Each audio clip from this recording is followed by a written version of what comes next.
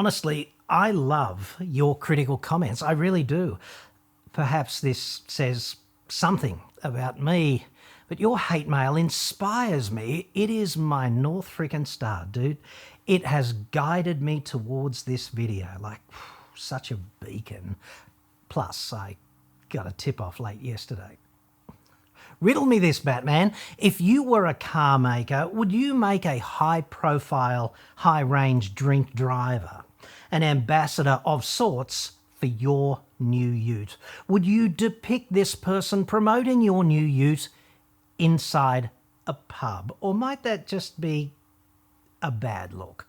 Personally, I wouldn't do it, even if they were viewed by some as a proper hero, given the clear, unequivocal link between preventable road trauma and high-range drink driving, the number of lives that have been ruined simply because some dipshit couldn't be arsed calling a cab.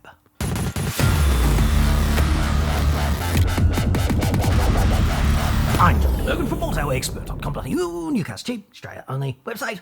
Code 20 sporting celebrities, one high-range drink driver. Who is it? You'll have to wait until the end, dude, because I am a proper bastard, and context is everything. The story so far: Kia put a whole bunch of sporting has-beens, as well as some people I have immense respect for, such as Jessica Watson, Alexander Volonovsky and Dylan Alcott, in a pub, and they shot an appalling ad that spruiks their upcoming new ute, the Tasman, which I remain quite interested in. Is it going to be a Hilux killer despite its 2.2 litre diesel engine, for example, or is it really just going to be more of an LDV sort of also ran? The ad is emphatically crap. That is almost certain, personal opinion, a total missed opportunity. And I got a bunch of uplifting, outraged feedback from you in the comments about how it was predictably un-Australian of me to criticise the protected species of human we know as sporting legends. Has-beens? Question. Australian sporting icons, you mean? Space, full stop. The ad is brilliant and has Australian men, predominantly capital U ute buyers, sharing it with on social media, and intrigued as to what the Kia Tasman will look open and drive like. As a teaser, it's literally perfect. Stick to reviewing cars, space comma. You're clearly an auto expert, not a marketing expert. Your man brand has taken a hit too. Comma calling Steve Waugh, space comma.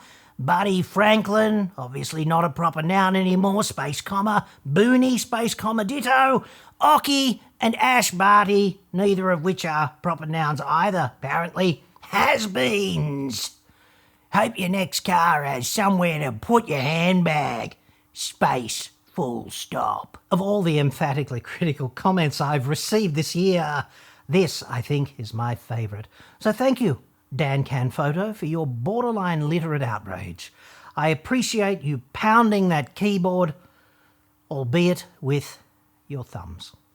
Perhaps Australian men are sharing it with on social media, as you claim. I too am intrigued as to what the Kia Tasman will look open and drive like. Perhaps we'll never know what any of that actually means. It is literally perfect, though, as opposed to just perfect. Agreed. But are these two things really literally different, or are they just different? I would argue that the ad is literally perfect for all the wrong reasons. I loved it. It's that fucked up. I have sat through more $1,000,000 marketing car maker bullshit than you've had intelligent conversations, dude. Not that hard, admittedly, but hey. Rest assured, however, my man brand remains invincible. Thanks for caring anyway. Steve Waugh, he's inoffensive. He's never been photographed in a gimp suit snorting, ready rock out of a NRL player's crack, to my knowledge. So that's a plus. He is quite talented at hitting a ball with a stick, I'll give him that. But this is pretty much his contribution to human civilization, and I feel a sense of perspective is quite important on things of this nature. If you'd like to have a teepee in your trousers over any of them, surely this is a private matter for you and your trousers. Isaac Newton, Bernoulli, Pascal, etc. Not feeling especially threatened by stick-hitting boy from down under, surely. I'm sorry the education system has let you down. I'll take that up with someone in authority on your behalf. At least you had a red-hot go with your comment, Dan Can photo. And sometimes raw enthusiasm is enough. Not in this case, I would argue, but sometimes. This report is sponsored by NordVPN. Get 4 extra months of Nord free now at nordvpn.com/AEJC. Cyber threats are very real, and we are all exposed to them every day. But you absolutely do not have to be the next victim. You need countermeasures, and that's what NordVPN does in the background. You don't need to understand it, you just need the protection. Data encryption, hidden IP address, everything locked down, nice and secure. Go to nordvpn.com/AEJC now. Grab the 2-year plan at a massive discount, plus 4 extra months free and an additional surprise gift. I don't know what it is. Let me know if you sign up. nordvpn.com/AEJC. Link in the description. You subscribe, you download the app and you connect. 1 click later, your IP address is shielded and your online traffic is masked with NSA-level encryption across as many as 6 of your devices. Nord is, of course, the fastest VPN on the planet, and it costs only about as much as 1 cup of coffee every month to keep your data, your identity, and your devices secure. Your location will be masked, and this means you'll be able to access streaming and other services that might be blocked where you live. Plus, you can continue to watch your favourite content when you travel. You might even be able to score great deals on travel and accommodation which are not offered at home. That kind of thing happens all the time. Go to nordvpn.com/AEJC now. Boost your online security and enjoy that discount, plus those extra 4 months of free subscription time and that surprise gift. It's totally risk-free with Nord's 30-day money-back guarantee. That's nordvpn.com/AEJC. Link in the description. Thanks very much to Nord for sponsoring this report. Who's next? Ah, yes. Brenton L. 1746. I don't think you could ever call Steve Waugh or David Boone has-been. Clearly they both have achieved more with one of their batting hands than you ever will with both of yours. I remember watching your bald head on Channel 7 thinking, Jesus, you're a has-been when you have to do motor reports on TV. You know how this works in advertising. Did enjoy this report, though. Thank you, Brenton L., for the mashup of insult and kind words. I enjoyed the insult more, for what it's worth. Pro tip, there's no E in David Boone. He's not Daniel fucking Boone's great-grandson. Dude, well done with the spelling. My bald head in particular, thanks you. By the way, your teachers tell me they could have achieved so much more had you only bothered to turn up a little more often. To your point, I am clearly a has-been. No argument there, dude. It doesn't get much more has-been than sitting here in my dungeon in these most uncomfortable adult diapers, screaming at a camera while the party, rages outside, only one is no longer invited, even if the wheelchair could make it down all of those steps. So yeah, as one, I speak with some authority on the issue of has-beens. But on your defence of Mr. Waugh and Mr. Boone with no E, and by inference all other sporting has-beens in society, and for complete disambiguation by has-been, I simply mean those who have stepped off the summit of Mount Champion some time ago or were pushed off by others on the way up. I would argue that the term sporting hero is a frickin' oxymoron. These people are all too often among the worst possible role models, and we idolise them inappropriately just because they're abnormally good at catching a ball or hitting something with a fucking stick or kicking it, whatever. This is their contribution to human civilization. At best, it's light entertainment. Here's an example mooted by Dan Can Photo from earlier. Buddy Franklin. He's in that Kia ad. According to Kia, he's an Aussie rules legend who kicked more than 1,000 goals. Imagine that. So yay! Ball kicking Buddy. You go, girl. When it comes to getting a ball between two sticks with a foot from a really, really long way out, you rock, dude. On the 23rd of May 2013, the Age newspaper reported that Mr. Franklin apologised to a woman for towering over her, and he is a somewhat imposing chap, and reportedly screaming in her face in a Chapel Street bar. The woman, who the paper named as Nikki Roswell, accused Mr. Franklin of being drunk, heaven forbid, footballer in a bar, and displaying no respect towards her. And she claimed she felt intimidated. Go figure. I would probably feel somewhat fucking intimidated if he did that to me, but then I would not walk up to him in a bar and ask repeatedly for a dance. I would only ask once, and if he declined, I'd suck it up like a proper gentleman. Now, if a normal bloke like you or me did this kind of thing to a woman in front of witnesses, the cops would probably attend, and I would not be surprised if an AVO were issued or some other legal sanction, even if the woman's conduct were also somewhat inappropriate and or inflammatory in the circumstances. And there are obviously two sides to most stories, but hey, dude, this is the world we live in. If you can kick a ball really well between sticks, a former state premier himself will make excuses for your conduct on a major metro radio station and explain, if that's the right word, that the public often push sporting heroes way too far, almost making it impossible for them to go out and live a normal life. The poor pricks on their 6 or 7 figure salaries, like fuck's sake. Jeff Kennett did exactly that for poor little 120 kilo Buddy on 3AW shortly after the intimidating woman in bar incident. What an awesome victory all round for dignified public conduct. Would I cast Mr. Franklin in an ad for anything? Probably kicking, but anything else? Probably not, because I fear he's insufficiently squeaky clean despite his considerable ball between sticks kicking prowess.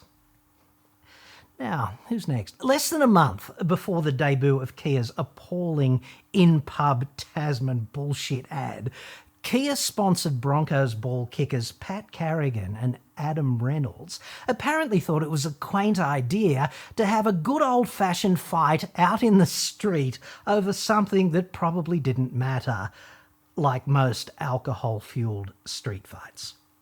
They looked like complete chumps. They sent all the wrong messages to the kiddies, personal opinion, but still these geniuses are deemed sufficiently admirable to represent Kia in an ad. Now, who will we do? Booney, I think. Booney's amazing contribution to civilization is that he used to be really, really good at hitting a ball with a fucking stick and then running quite a short distance in a stupid costume inspired by King Rupert the Inbred in the 17th century. Apparently, Booney did this more than 7,000 times. Like 7,000! That's Booney's contribution to civilization. Hashtag Australia. Now just think about that for a sec, will you? Everybody knows Booney. Booney. Oi, oi, oi.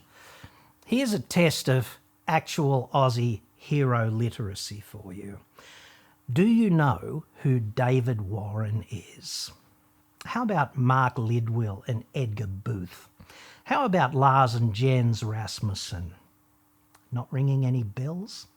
Howard Florey, Graham Clark, Arthur Arnott, William Brain, Russell Strong. He was pretty good. John O'Sullivan, Jack Grant, Ian Fraser and Jian Zhou. Any fucking idea at all, dude? On just one of them out of all 14? Still no bells? This, in my estimation, is a national fucking disgrace. But you know Booney and Alfie Langer, right? Shame on us. Those names are all proper Australian heroes. David Warren was the scientist who invented the black box flight recorder.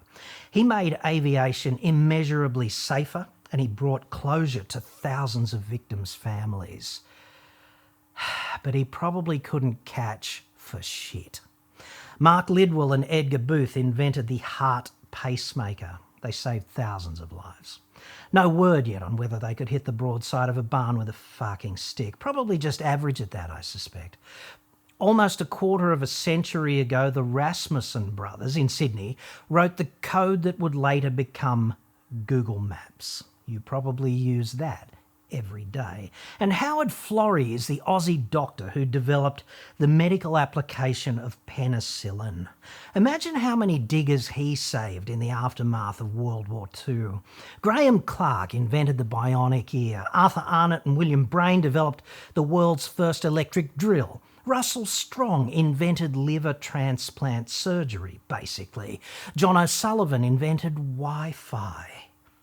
Jack Grant, a former Qantas employee before Qantas was totally fucked, invented the inflatable aircraft escape slide system. And roughly 17 fucking years before Buddy Franklin was allegedly screaming in that woman's face in a bar, Ian Fraser and Jian Zhou developed the world's first anti-cancer vaccine, which targeted HPV, which causes roughly 75% of cervical cancer. Sporting heroes are not heroes. These incredible Aussies, unknown ones, however, are objectively heroes. They are legends who changed the modern world. Many of them have saved thousands of fucking lives or improved the quality of life for thousands more. Their achievements are woven into the fabric, the general uplift of human existence. But they had only average hand-eye coordination, probably. Back to Booney now. Booney is, of course, very famous for another high score, isn't he? Only peripherally related to cricket. To wit, the 52 incredible beers he allegedly drank on a flight from Sydney to Heathrow to represent our proud nation of pissheads playing cricket in 1989. Mr. Self-Restraint.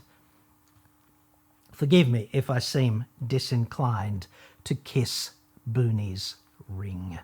According to published interviews, Booney says he doesn't know if it actually was 52 beers. Apparently teammates kept track of all of that. In his defence, it is quite difficult to count after about, 40 beers. Here he is, in a still provided by Kia, perhaps wondering if he could even polish off just 30 beers today before the shoot ends. That's what it's like being past your prime. You still feel like you can do it, but hey, the flesh is weak. Still, I feel he was representing our proud nation of pissheads right from the moment that seatbelt sign went off fatefully in 1989. You legend. I wonder about his inner dialogue, though, concerning participating in this Kia assignment. Did he say to himself that sitting here like that could be a bad look, considering the 52 beer ballad he wrote for himself? Or did he just say, fuck it, she'll be right, I'm a hero? We'll never know, obviously. And finally, there is Alfie Langer, whose real name is Alan. Kia's very brief biography on him reads, rugby league legend and 4-time premiership winner. This hardly does Alfie justice, in my view. To me, Alfie is the real star of this utterly shit ad, the glacé cherry on the icing on the cake of ultimate casting crap. Personal opinion. About 14 years ago now, at the tender age of just 43, so kind of past his sporting prime, but old enough to know a lot better, in my view, Mr. Langer, working as a skills coach for the Broncos, went to the Normanby Hotel in Brisbane to commiserate with teammates after a resounding 48-16 loss to the Warriors. C'est la vie, dude. While there, commiserating somberly, Mr. Langer saw fit to remove his clothing and dance a little jig in his underpants, with his vegetables barely concealed on the bar, as you do to regain, a semblance of equilibrium after suffering such a terrible team tragedy. Aged 43. Such a role model for the young blokes. Like, dude, someone's got to show them the ropes, I suppose. Channel 9 found his conduct quite reportable at the time. Of course, these days, this kind of conduct lives on forever, and so perhaps it should, given what transpired next. I did search for information on what song motivated this remarkable conduct. Drew a complete blank, sadly. I do sincerely hope it was Dancing Queen, the 1976 ABBA pop cult classic. You can dance, you can jive, having the time of your life. Ooh, ooh, ooh, ooh, ooh. See that girl, watch that scene, digging the dancing queen. Oh, yeah. Filling up quite rapidly now, I know. Jesus. Profound stuff, isn't it? Dancing queen. I can see how it might motivate a grown man in his 40s to a state of undress in a bar. That's not funny. Let me know in the comments, dude. Who was hotter, Agnetha or Frida? I know this is a whole blondes versus brunettes can of worms we might be opening, but therefore it could get ugly. Correct answer, by the way, Frida, but both pretty hot. Now, after his inspiring semi-naked tribute to the Nordic Bolshoi, Alfie then, of fucking course, deemed it appropriate to get behind the wheel of his car. Dude, he was only intending to drive from Brisbane to his home on the Sunshine Coast, a distance of a mere 120 or so kilometres, mostly at freeway speeds. 43 years old. What could possibly go wrong? He's not like an ordinary person. He's a legend, according to almost everyone. No word on what he was wearing during the drive either. In my mind's eye, I'm seeing him driving in his dancing costume, singing along to Fernando or perhaps Mamma Mia, Here I Go Again. But he was probably fully clothed, playing, I don't know, Highway to Hell. Also a fine choice in the circumstances. Fortunately for ambient society, Mr. Langer was serendipitously pulled over by a police RBT unit shortly thereafter in the Brisbane suburb of Everton Park. So, well done, the cops. During the stop, Mr. Langer reportedly explained, if that's the right word, to the cops, that he had consumed only 8 or 10 4X pots and a couple of Red Bulls and vodka, like, no biggie. It was over an hour ago and he'd done quite a lot of enthusiastic dancing since then. I don't think I know for a fact that he mentioned the dancing, actually. He probably didn't. I just made that bit up. Like, I do tend to sit here scripting a biopic in my head while, those diapers fill up incrementally. Alfie blew more than 3 times the legal blood alcohol concentration limit. 0.15 to be precise. You legend. Always the overachiever. This is someone in a position of immense privilege, right? A legend, an icon, behaving like an abject, irresponsible dickhead. Personal opinion. I would argue that driving at more than 3 times the limit is also not something you can reasonably pass off as a simple mistake. Now, to me, having stood in a busy trauma centre for 72 fucking hours and witnessed the consequences, including going up and watching emergency cardiothoracic surgery, like the cardiothoracic registrar waves me over at one point. The theatre smells distinctly like bacon because they cauterise the incision on top of your sternum with a hot electrical wire. Bacon sandwich, anyone? I look down into a child's open chest cavity and I see his heart leaking blood where the impact with another vehicle tore a hole in it. Like, fuck's sake, dude. This is what drink driving is. That's what it does.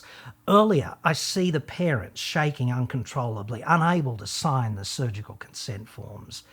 Mum was coping a fair bit better than Dad, incidentally. 72 fucking hours, watching medical professionals endlessly meeting people just like this who are all having the worst day of their lives, seeing the battle fatigue in the eyes of the paramedics. And most of this trauma does not have to happen. People just need to make more grown-up fucking choices. Let's just say one drives home a bit differently after that kind of experience. And perhaps this has made me overly harsh in respect of people who behave like Mr. Langer did. Perhaps I should just lighten the fuck up. But to me, driving like Alfie Langer on that evening at more than 3 times the limit is effectively a declaration to society that you have not a fuck to give concerning the safety of others. Personal opinion. 0.06 could conceivably be an honest error of judgment. 0.156, not so much. Mr. Langer pleaded guilty in court. He was represented. He was fined $1,000, but no criminal conviction was recorded because the rules are seemingly quite different if you can kick or catch, and Mr. Langer can do both exceptionally well. Most people guilty of high-range drink driving are convicted. Outside court, he was quickly whisked away. He did not stop to issue a public apology. Reporters were there waiting. His lawyer told those reporters that Mr. Langer's guilty plea was his apology. To me, this conduct says even more about Mr. Langer and the state of his contract with society. Just a personal opinion. Speaking generally, sporting heroes, like many of them, seem quite happy to be public figures, right? But only when the crowd goes wild, you know? When they conduct themselves like shitheads, speaking generally, these brave, tough men seem to think that they're entitled to privacy, like they could just slink away. I would argue that they have given that right away. So basically, I don't give a shit if he's since become a saint. Couldn't give a rat's ass if Jesus himself noticed a profound change and invited Alfie up into the clouds to meet his sister and attend a big old orgy in heaven inside the pearly gates. Like, who doesn't want that? With a complimentary Uber angel home the next day, you know, just in case. Now, keep your outraged shirt on, devout Christian dude, okay? I don't seriously believe the real Jesus would ever do that. It's a joke. I just felt I was being, a bit Captain Serious momentarily with the diapers at, 80%. However, given the abundantly clear evidentiary relationship between alcohol, cars, and preventable tragedy, I find it absolutely fucking astonishing and not just a little perverse that any car maker would consider associating Alan Langer with the promotion of their new vehicle, especially inside a pub. Now, I get that Kia sponsors the Broncos and there's a bar named after Alfie in the Broncos Leagues Club, but fuck's sake, draw me the diagram, dude, because I'm not seeing a really good fit here. It does not make objective sense to use a high-range drink driver to promote a vehicle, irrespective of his sporting prowess, no matter how considerable. And he might be a great bloke. He might be genuinely sorry too. I really don't know. And it's kind of irrelevant. The guy is a self-confessed high-range drink driver who didn't even stand on the courtroom steps and apologise for letting down every one of those who idolise him. He's standing in a fucking pub promoting the new Kia Tasman. I find that emphatically offensive. You would have to be legally blind not to see how utterly atrocious the optics are on this. Dude, what the actual fuck were they thinking?